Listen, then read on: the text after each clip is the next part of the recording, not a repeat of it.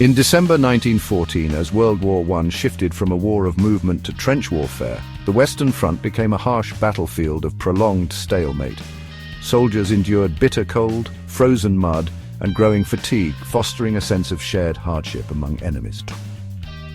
As Christmas approached, calls for peace emerged. A group of 101 British suffragists sent an open letter to German and Austrian women advocating for peace. On December 7th, Pope Benedict XV urged warring nations to agree to a Christmas truce, pleading for at least the silence of guns on the night the angels sing. However, official governments dismissed the appeal. Despite the absence of a formal ceasefire, approximately 100,000 German and British soldiers along the Western Front initiated spontaneous truces. On Christmas Eve, German troops lit candles and decorated their trenches. They sang Stille Nacht, prompting British soldiers to respond with carols of their own. Soon both sides exchanged Christmas greetings across no man's land. By Christmas Day, soldiers courageously emerged from their trenches. They shook hands, exchanged gifts like food, cigarettes, and souvenirs.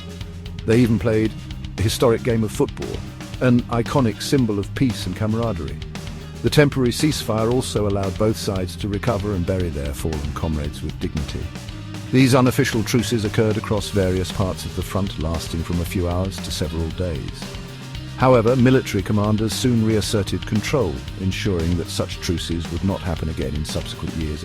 Measures like continuous shelling on Christmas Eve and rotating troops across different sectors were implemented to prevent familiarity between enemies. However, instances of deliberate restraint in combat still occurred in various locations. For example, both sides would fire artillery at predetermined times and specific locations to avoid causing casualties. The Christmas Truce of 1914 remains a powerful reminder that, even in the darkest times of war, humanity and compassion can prevail over conflict and hatred.